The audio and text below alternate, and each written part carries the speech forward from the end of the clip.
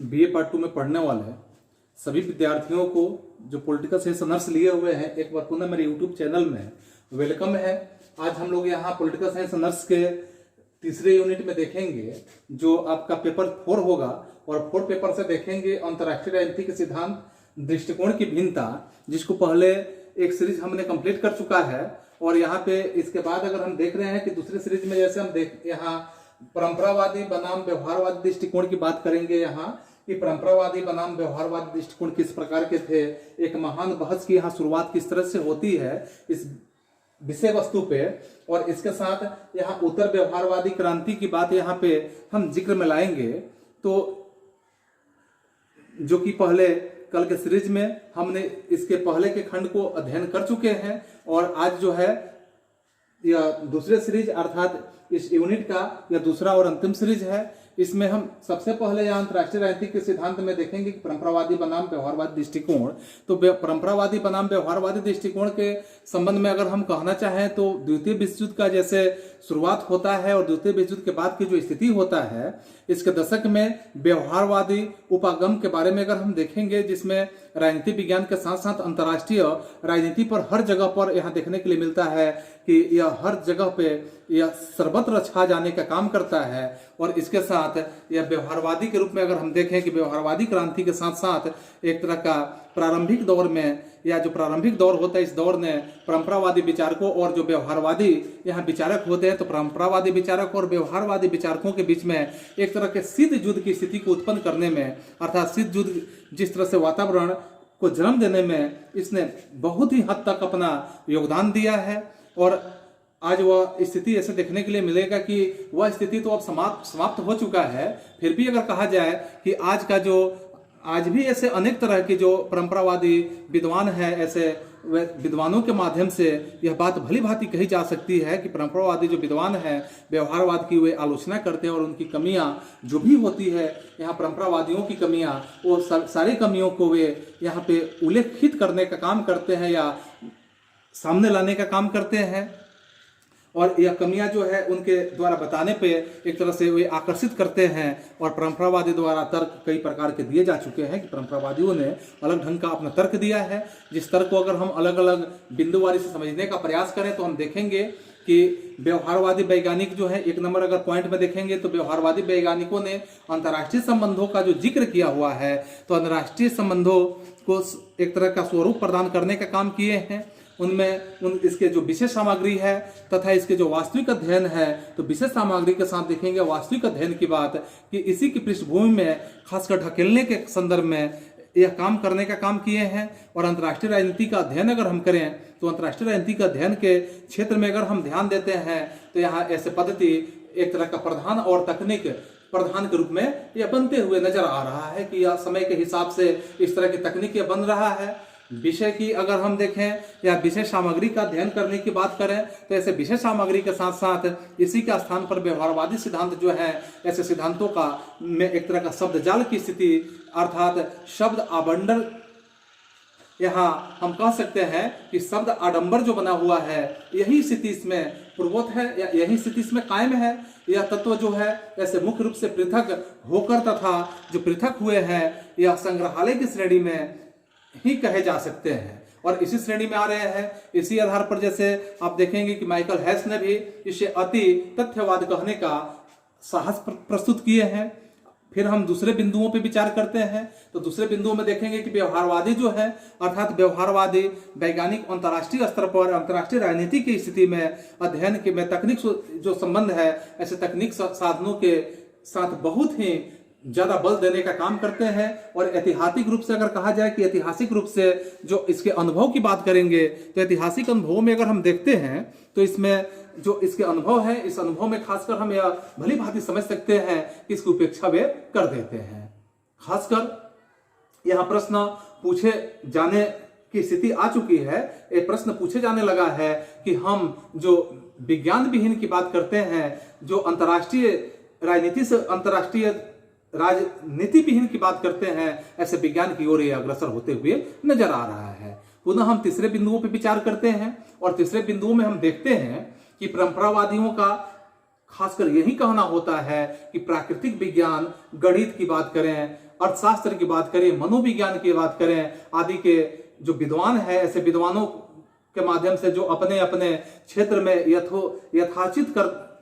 यहाँ पे जो सम्मान न पा सके हैं, वैसे विद्वानों की बात किया जा रहा है कि वे अंतर्राष्ट्रीय राजनीति में घुसपैठ बनाते हुए एक विशिष्ट तरह की बात अगर कही जाए तो विशिष्ट स्थान के अधिकारी बनने के लोभ में व्यवहारवादी जो हैं, वैसे व्यवहारवाद के का प्रचार करने में वे भली भांति लगे हुए हैं। फिर हम चौथे बिंदुओं पर विचार करते हैं, तो चौथे बिंदुओं पर देखेंगे कि राजनीतिक स्तर है यहाँ का, यानी इस तरह के राजनीतिक स्तर की ओर विशेषकर अगर हम कहें यहाँ कि राजनीतिक स्तर में खासकर यहाँ अंतर्राष्ट्रीय जो राजनीति है, इसमें अनेक हल आपको देखने के लिए प्रस्तुत होंगे और ऐसे अनेक हल स्थल है जहां गोपनीयता की बात अगर समझते हैं आप, तो गोपनीयता के कारण प्रत्यक्ष प्रेक्षण संभव यहाँ पे नहीं हो पाने का, यानी यही स्थिति बन जाता है। और खासकर परंपरावादी तो अपने आत्मनिष्ठा के लिए, सूझ के लिए, प्रतिभा के लिए और कहा जाए कि ज्ञान का सहारा लेकर अनेक घटनाओं का वे भली भांति अनुमान तो लगा ही लेते हैं। व्यवहारवादी को अगर हम अप्रत्यक्ष रूप से समझें तो अप्रत्यक्ष जो प्रेक्षण की बात होता है, तो ऐसे अप्रत्यक्ष प्रेक्षण के लिए नए उपकरण का आविष्कार उन्हें करना पड़ता है। और जब नए आविष्कार करने की बात आती है तो यहाँ वे उनके बारे में अगर कहा जाए कि उनके अपने आत्मनिष्ठ अनुमानों को अगर हम यहाँ बात करते हैं कि वैसे वैज्ञानिक वे नहीं मानते हैं, जो आत्मनिष्ठ आविष्कार है,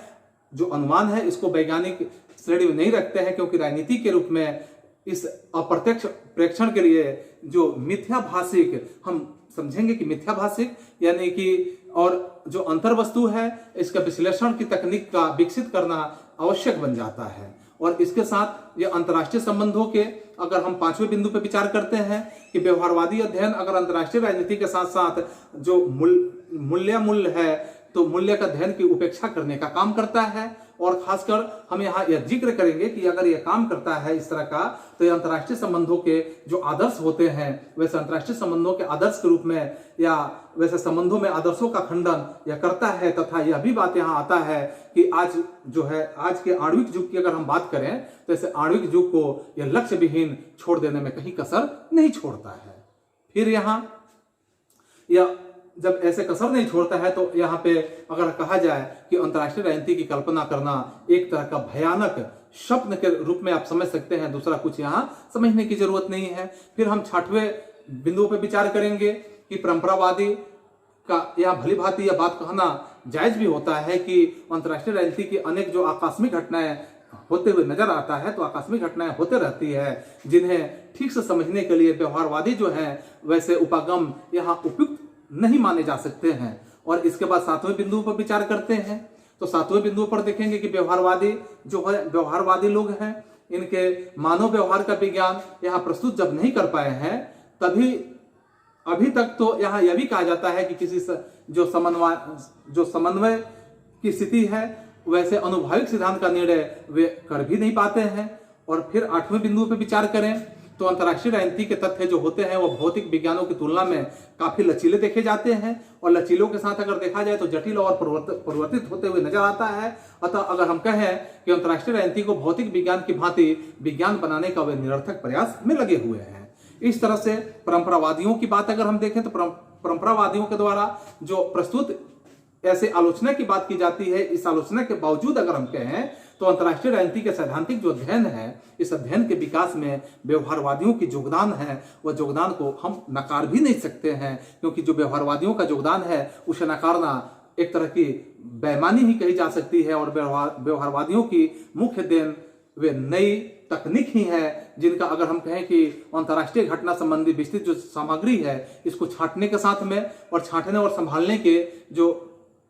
स्थिति है, तो छांटने और संभालने के उपयोग में ही इसका प्रयोग किया जा सकता है। वर्तमान परिस्थिति की अगर हम देखते हैं, वर्तमान परिस्थिति की तुलना करेंगे कि इस धारणा पर विशेष रूप से बल दिए जाने का काम किया जा रहा है कि अंतर्राष्ट्रीय राजनीति की में अध्ययन के साथ साथ यहाँ व्यवहारवादी और परंपरावादी दोनों ही उपागम के अगर प्रयोग की बात किया जाए तो यहाँ ऐसे प्रयोग से लाभ उठाया जा सकता है। खासकर इसी पे एक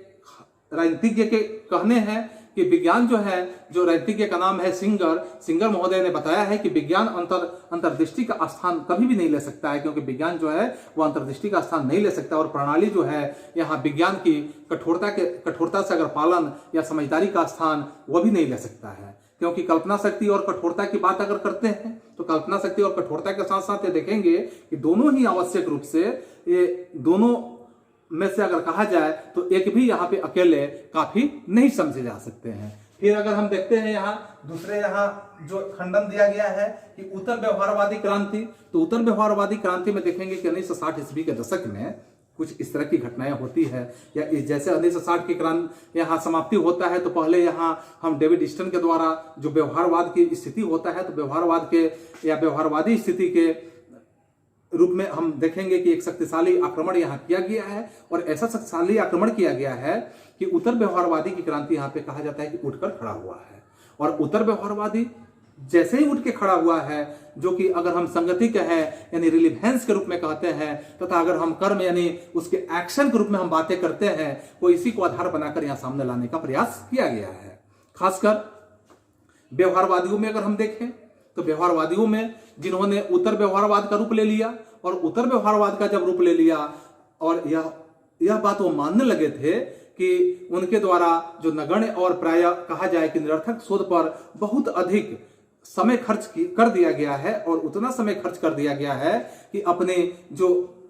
जबकि वे वैचारिक रूप से अगर हम यहाँ तुलना करते हैं कि वैचारिक जो संरचना है, प्रतिमान है इसके, या इसके सिद्धांत है, या इसके अधिद्वंता के निर्माण के रूप में अगर कहे जाए, तो यह सब के सब इसमें लगे हुए हैं और परिपूर्ण ढंग से लगे हुए हैं। खासकर उनकी अगर हम संरक्षण की बात करें,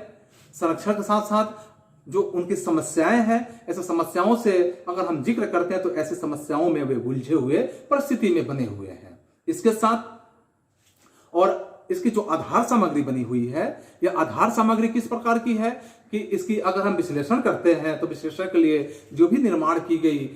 विशेषीकृत की व्यवस्था है, या तकनीकों के आधार पर कभी कभी अगर हम क्षेत्रानुसंधान भी कर लेने का काम तो जरूर करते हैं। इसके साथ बाहर का अगर हम समाज देखें, विघटन और टूट फूट की स्थिति को देखें, ऐसे स्थितियों से भी यहाँ पे गुजरता हुआ दिखाई भी दे रहा था। और खासकर यहाँ यह भी कहा जा सकता है कि आणविक जो शस्त्रों का आतंक विश्व में फैला हुआ है, तो आणविक शस्त्रों का आतंक अमेरिका में बढ़ते हुए आंतरिक मतभेद की स्थिति को समझें, या ऐसे आंतरिक मतभेद जिनके कारण गृह युद्ध और तानाशाही शासन की संभावनाएं भी सोची जा रही है, और ये देखा जा रहा है कि तानाशाही शासन व्यवस्था की स्थिति और ज्यादा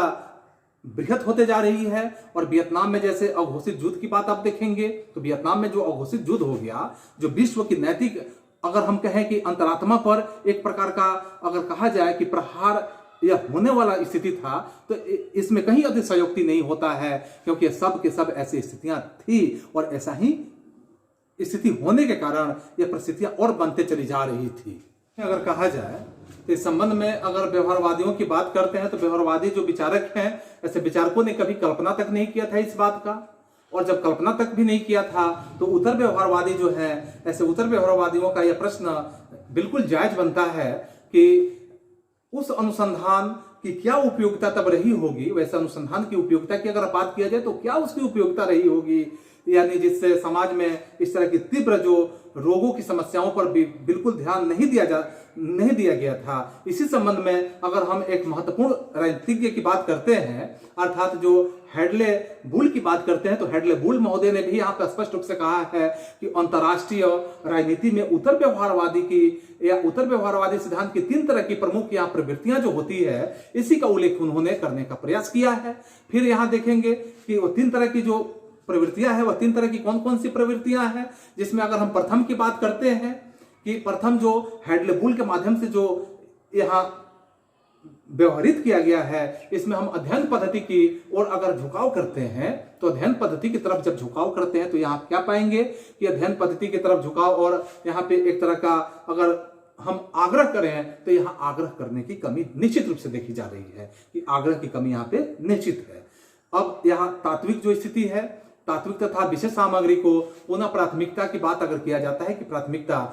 बिल्कुल दी जाने लगी है, और इतनी प्राथमिकता दी जाने लगी है कि व्यवहारवादी की या व्यवहारवादी उपागम में जो तकनीक की बात अगर कर रहे हैं तो तकनीक और पद्धति सामान्य यानी मुख्य रूप से अगर कहा जाए तो यहाँ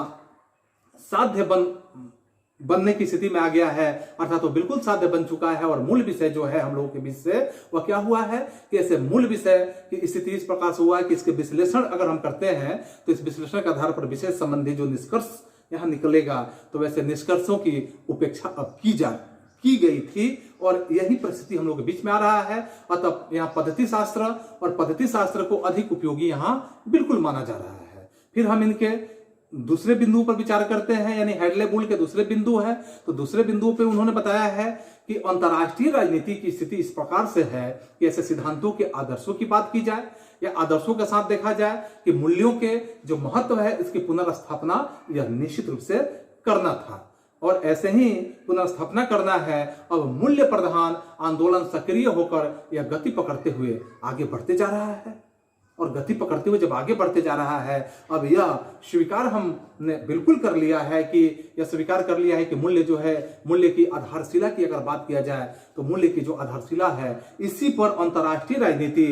की इमारत खड़ी की जा सकती है, और अंतर्राष्ट्रीय राजनीति के मूल्यों को अधिक महत्व भी यहाँ पे दिया गया है। और इसके साथ वैज्ञानिकों के नाम पर राजनीतिक जो अध्ययन है इस अध्ययन से मूल्यों को बहिष्कृत करते यानी बहिष्कृत नहीं किया जा सकता है, और जब मूल्यों को बहिष्कृत नहीं किया जा सकता है तो यही कारण है कि वर्तमान में जो कई तरह के विद्वान की आप तुलना करेंगे तो कई तरह के विद्वान एवं अन्वेषण केंद्र यहाँ शांति अन्वेषण के लिए और शांति अध्ययन को अपने शोध का एक तरह से प्रमुख पक्ष बनाने में महत्वपूर्ण भूमिका निभाने का काम किए हैं। फिर आप तीसरे बिंदु पर विचार करते हैं तो तीसरे बिंदु पर आप क्या देखते हैं कि उत्तर व्यवहारवादी अंतर्राष्ट्रीय राजनीति के सिद्धांत में न्यायपूर्ण विश्व व्यवस्था की अगर बात किया जाए तो ऐसे विश्व व्यवस्था पर अपना आग्रह प्रस्तुत करता है, और ऐसा आग्रह प्रस्तुत करता है कि अंतर्राष्ट्रीय राजनीति के जो सिद्धांत है इस सिद्धांत के रूप में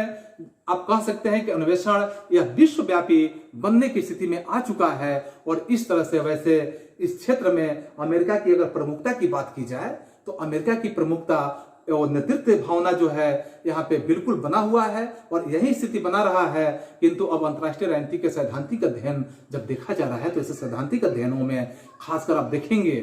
कि अमेरिका का एक तरह का एकाधिकार जो है वह समाप्त होते हुए नजर आ रहा है। और अंतर्राष्ट्रीय राजनीति की जो अध्ययन की बात करें तो यहाँ यह अध्ययन और सिद्धांत जो है इस सिद्धांत के निर्माण में खासकर आप देखेंगे कि विश्व में अनेक केंद्र स्थापित भी हो चुके हैं। एस्केडेनियम की आप देखेंगे राज्य विशेषता जो यहाँ पे स्वीडन और डेनमार्क शांति अन्वेषण की बात समझे तो इस तरह के जो अन्वेषण के प्रमुख केंद्र यहाँ बन चुके हैं। फिर आप इंग्लैंड में देखेंगे कि इंग्लैंड में खासकर लैटिन अमेरिका, भारत देखेंगे आदि के सिद्धांत की स्थिति को समझेंगे तो ऐसे सिद्धांत जो है इसका अध्ययन पूर्ण रूप से बाह्य अगर कहा जाए तो यह पूरी तरह से एक